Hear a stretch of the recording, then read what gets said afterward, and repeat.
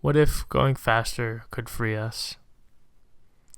This is the seductive whisper at the heart of accelerationism, a philosophy that claims we can ride the tiger of capital straight into liberation. Rather than resisting the momentum of neoliberal technological and economic development, accelerationism insists we should push the gas pedal to the floor. In their 2015 manifesto, Inventing the Future, Schreiniec and Williams propose exactly this. Far from the undermining the left, technological advances must be seized as the means to building a new common life. But whose technology, and to what end? That question already betrays the utopian sleight of hand. The right accelerationist camp is led, if not haunted, by Nick Land, who in the 1990s fused cybernetics, continental philosophy, and a sort of cyberpunk fatalism. Land envisions capital not as social formation, but as an alien intelligence, a planetary scale optimization machine, unmoored from any moral horizon. He writes, "Capitalism has no exterior, only an interior, expanding at the speed of heat death. What appears as human agency is merely a glitch in the thermodynamic agenda of mechanic desire." Here there is no room for resistance. Landian accelerationism is apocalyptic. Darwinism, a cosmic survival of the fittest, in which humanity is merely a larval form of planetary computation. His vision is pure disillusion of ethics, of meaning, of history. As Benjamin Noyes puts in Critique, accelerationism is not about agency, but about becoming prey to process. In Land's world, the end goal is not freedom, but meltdown. Left accelerationism, automated utopia, or socialized despair. The left accelerationists like Schreiniec and Williams take a more optimistic view. They reject the idea that capitalism's tools must be capitalist and content. Instead, they propose using automation, AI, and digital platforms to reduce work, build post-work imaginaries, and construct what they've called a new hegemony.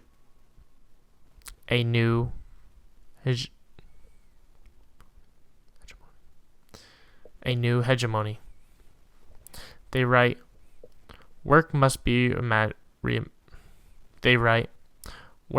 reimagined. A reduction in working hours should be not as a luxury or a privilege for the few, but as a political and economic necessity. In this reading, technology is neutral. It's progressive or regressive. Use is a matter of ideological steering. But here's where the cracks form. Kui Saito, writing from a Marxist ecological standpoint, rips this optimism apart. Capitalist productive forces are not neutral. They are born out of exploitation and organized valorization. They carry within them the logic of destruction. Even Adorno warned against mistaking domination for potential. What is called progress is the exchange of the potential for the actual, whereby the potential itself is falsified and actual regressed. So here's the provocation. Accelerationism is not revolutionary. It is capitalism's most ecstatic phase, its psychedelic climax, the dopaminergic flash before ecological collapse. The dream of speeding past exploitation is a mirage because it doesn't reject capital's logics. It merely amplifies them. Accelerationism believes we can exit through the gift shop, through the supply chain, the server rack, the cloud. But as Walter Benjamin warns, the storm called progress propels the angel of history into the future, while wreckage piles at his feet.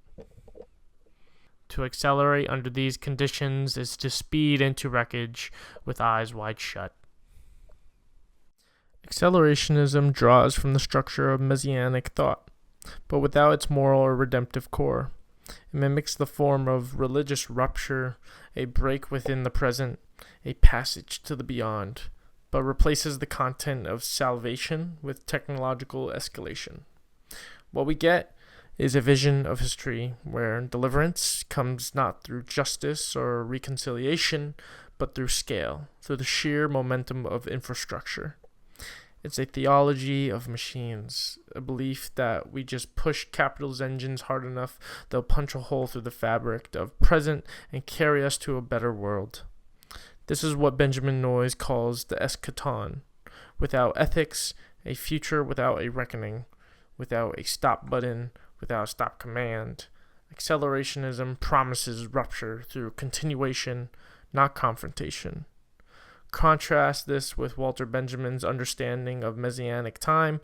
He writes that true revolutionary momentum is not the future, but now, every second of the time was the straight gate through which the Messiah might enter. These are what he calls the Jesusite moments. Shot through with chips of Messianic time, they are interruptions, not culminations. They don't arrive because we sped things up, but because we turned around. We stopped. We looked. Accelerationism, by contrast, has no room for interruption. It fetishizes continuity, more innovation, more data, more code. It treats the very instruments of domination, algorithms, platforms, automation, as neutral vessels that can simply be seized and repurposed. But this is a dangerous assumption. Saito and Marx, in the Anthropocene, dismantles this illusion. He warns that technologies developed under capitalism carry with them embedded structures of control. Capitalist productive forces are not neutral. They are locking mechanisms that prevent alternative social relations. These are not tools waiting to be reclaimed. They are architectures of domination. Consider the slogan, fully automated luxury communism. Its appeal is what we can have our Marxism and our Teslas too. That if we simply automate the means of production, we can deliver liberation without conflict. But this vision reduces emancipation to optimization. It imagines we can debug capital without exiting its operating system. Benjamin reminds us that redemption is not linear. Messianic time is not the endpoint of a historical process. It is a shock to history itself. Accelerationism misses this entirely. It replaces rupture with velocity, critique with hype. The result is not a break with capitalism, but it's ecstatic intensification. It's techno-rapture. If Adorno once described fascism as psychoanalysis in reverse, a system that exploits the unconscious, not to liberate it, but to regiment and weaponize it, then perhaps accelerationism is best understood as critical theory in reverse. A movement that once sought to diagnose domination now dreams of riding its circuits into utopia. It flips critique into celebration and resistance into speed. Herbert Marcuse offers a crucial warning in One-Dimensional Man, where he introduces the concept of repressive desublimation. In Freud's model, sublimation was how civilization turned raw desires into culture, into art, religion, philosophy. But in late capitalism, that process begins to break down. Desires aren't repressed or elevated anymore, they're directly indulged. Think instant gratification, hyperconsumption, dopamine triggering interfaces, but, and this is Marcuse's point, this liberation is not freedom. It is just a more efficient form of control. He writes, the range of choice open to the individual is not the decisive factor in determining the degree of human freedom, but what can be chosen determines the degree of freedom. In other words, if all your options are Amazon, Spotify, or TikTok, your freedom is an illusion. You're free to choose your chains. Accelerationism turbocharges this illusion. It presents AI, automation, and platform technologies as the vehicle of emancipation. AI for education, AI for healthcare, AI for governance. These slogans promise progress, but what they often deliver is optimization of surveillance, of labor extraction, of psychic capture. We don't get new forms of learning or freedom. We get dashboards, dashboards, dashboards. Adorno saw this coming. In the culture industry, he warns that under monopolized capitalism, culture itself becomes standardized, predictive, numbing. Pleasure hardens into boredom because nothing new can be expected. This is the effective terrain of terminal intensification. Always on connectivity, yet no real contact. Infinite scrolling, yet nothing that touches you. The rhythm of capital is acceleration, but the sensation it produces is deadening. Which brings us to AI. Capital does not fear artificial intelligence. It thrives on it. AI doesn't threaten capital's supremacy, it extends it. These systems are built to monitor desire, to model it, to predict it, and eventually to produce it. Capital's dream is not just to know what you want, it's to become your desire before you can even articulate it. Accelerationism sees AI as a tool of liberation. Capital sees it as a dopamine factory with a real-time feedback loop. So what appears as innovation is often just terminal intensification. Capitalism at its most lubricated, most euphoric, most synthetic. This isn't a break from domination. It's domination reskinned as personalization. And the more seamless it becomes, the less visible it is. We are not escaping the system. We're being rewarded for never questioning it. Accelerationism treats speed as inherently revolutionary, but critical theory insists not all motion is progress, and not all progress is liberation. Walter Benjamin puts it this way, saying, "There is no document of civilization that is not at the same time a document of barbarism." And in one of the most chilling insights, every image of the progress is also an image of catastrophe. The train of history, he writes, is not rushing toward utopia. It is propelled by a storm called progress, while the angel of history is blown backward, watching the wreckage pile up. Accelerationists believe we can ride that storm toward emancipation. Benjamin tells us the storm is the problem. Adorno extends this critique in his negative dialectics.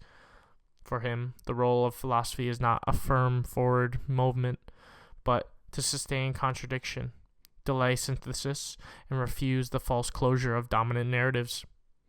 Resistance, he suggests, lies not in charging ahead in hesitation, negation, and non-identity, the refusal to let thought be flattened into utility. And suffering is rarely addressed by speed. It demands attention, slowness, and presence. Real liberation may not lie in optimizing technologies or automating our desires. It may lie in abolishing certain technologies altogether, those built to extract, surveil, and accelerate us into submission. The liberation we need might look less like innovation and more like restoration of time, of intimacy, of reflection, slowness. Then is not a retreat. It is a counterpower. To pause is to refuse. To decelerate is to re-enter time on human terms. To reflect is to break the trance of dopamine loops and predictive models. Accelerationism wants to outrun catastrophe, but critical theory warns sometimes the only ethical move is to stop. Accelerationism is thrilling. It delivers the rush of movement, the high of possibility, the illusion of revolt. But this is not a break from capitalism. It's a feedback loop, a dopamine spike masquerading as revolution. Speed becomes a narcotic, a wave bypassing critique. Accelerationists promise liberation, but what they offer is momentum without rupture, a political aesthetic of motion with no actual exit. As we've seen, their visions of escape velocity are not about leaving capital behind. If we are serious about liberation, ecological, political, existential, we must stop worshipping momentum. We must relearn the politics of disobedience, refusal, and delay. We must turn against the storm, not be carried by it. Slow down, look back, break the circuit, because the future worth fighting for will not be reached by going faster, but by choosing, at last, to stop.